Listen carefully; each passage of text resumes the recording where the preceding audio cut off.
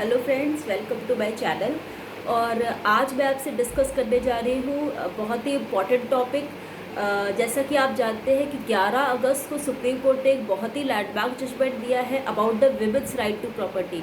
तो वो जजमेंट के साथ में मैं आपसे इसका प्रोविज़न कहाँ पे है वो भी डिस्कस करूँगी, so that you can correlate the topic easily. तो ये इम्पॉर्टेंट कहाँ पे है कि एक डॉटर है, उसका equal right property supreme court ने कहा है। तो ये इम्पॉर्टेंट किस सब्जेक्ट में है आपके? ये फैमिली लॉ में इम्पॉर्टेंट है, और स्पेशली अगर आप बिहार जुडिशरी का एग्जाम दे रहे हैं और अगर आपका ऑप्शनल सब्जेक्ट फैमिली लॉ है तब तो आपको इसको बहुत अच्छे से पता होना चाहिए। और वैसे भी otherwise also from the preliminary point of view this question can come and also for other judicial exams. तो क्या कहा है सुप्रीम कोर्ट ने? सुप्रीम कोर्ट ने कहा है कि विमेन का, डॉटर का इक्वल राइट है प्रॉपर्टी पे। साथ में सुप्रीम कोर्ट ने कमेंट किया है कि once a daughter always a daughter, and जो सन है उसकी एक बार शादी हो जाती है तो वो अपनी जिम्मेदारियों को पूरा नहीं करता है। लेकिन एक डॉटर जो है वो अपने एक बार अगर वो आपके से जुड़ गई है तो वो थ्रू आउट लाइफ वो आपकी वो एक आप सपोर्ट करती है पेरेंट्स को।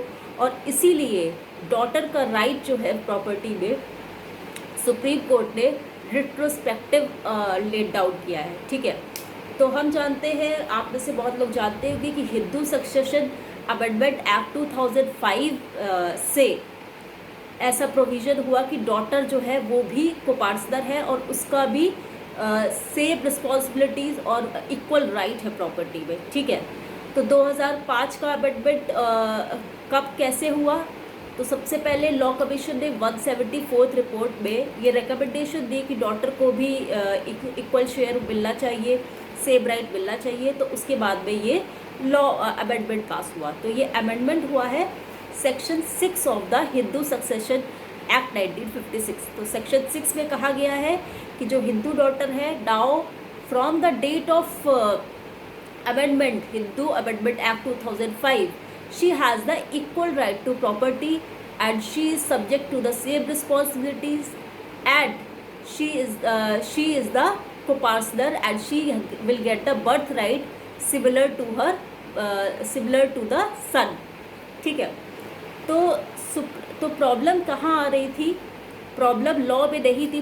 लॉ तो बन गया था 2005 में, लेकिन क्या हो रहा था कि 2005 के से पहले जिनके फादर की डेथ हुई हो, वहाँ पे सुप्रीम कोर्ट में लॉ अप्लाई करने में प्रॉब्लम आ रही थी। कोर्ट्स के बीच में काफ़ी कॉन्फ्लिक्टिंग ओपिनियंस थे, क्योंकि जो लॉ के अकॉर्डिंग ऐसा है कि 2005 का अमेंडमेंट जो हो गया है उसके बाद में इक्वल राइट है प्रॉपर्टी का। लेकिन क्योंकि ये एक तरीके से जेंडर इक्वलिटी को पुश करना था, और इस समय आप जान रहे हैं सुप्रीम कोर्ट बहुत सारे ऐसे जजमेंट्स दे रही है जो कि जेंडर इक्वलिटी की तरफ जा रहे हैं, इक्वल राइट्स की तरफ जा रहे हैं।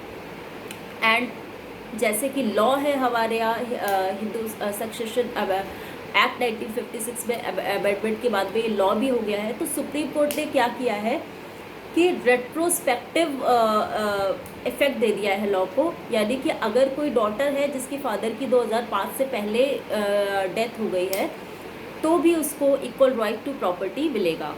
और सुप्रीम कोर्ट ने काफ़ी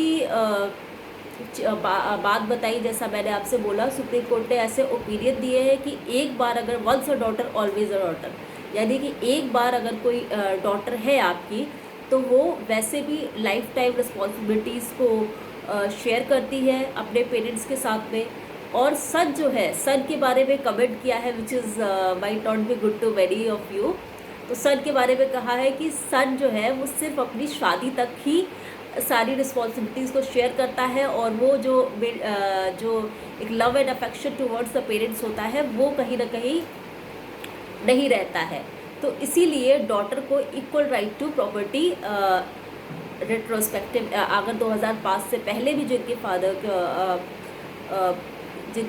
2005 से पहले भी ये लॉ अप्लाई हो जाएगा। ठीक है, तो इसके बारे में मैं आपसे और भी शेयर कर लूँगी चीज़ें। तो आपको जो सबसे इम्पोर्टेंट क्या पता होना चाहिए, आपको सेक्शन 6 पता होना चाहिए हिंदू सक्सेशन एक्ट 1956 का, क्या इसमें अमेंडमेंट हुआ है, कब अमेंडमेंट हुआ है, और लॉ कमीशन की कौन सी रिपोर्ट थी। जैसा कि मैंने आपसे बताया कि 174th रिपोर्ट लॉ कमीशन की थी, जिसके रिकमेंडेशन से डॉटर को भी कोपार्सर बनाया। और जिन लोगों को कोपार्सर नहीं पता है कि कोपार्सर क्या होता है, तो वो फॉलो कर लेंगे, मैं उस पर लेक्चर भी बनाऊंगी, उसमें भी फॉलो कर लेंगे। और फॉर द टाइम बिंग आप पारस दीवार रेफर कर सकते हैं, और अपना बेयर एक्ट में भी आपको काफ़ी चीज़ें मिल जाएगी हिंदू लॉ के, तो उसमें आप रीड करेंगे तो आपको काफ़ी चीज़ें पता लग जाएगी। But for Hindu law commentary जो है इट इज़ बस, बिकॉज इसके बिना आपको समझने में काफ़ी दिक्कत हो जाएगी। ठीक है, तो हमने जैसे देखा कि 11 अगस्त को ये जजमेंट आया है, और this judgement is very important, क्योंकि कोर्ट्स के बीच में बहुत ही कॉन्फ्लिक्ट था कि ये लॉ जो है ये किस तरीके से अप्लाई होना चाहिए अगर 2005 के पहले के से पहले का राइट अगर देना है, क्योंकि 2005 से लॉ अप्लाई हो रहा है। ठीक है, so thank you so much, I am sorry.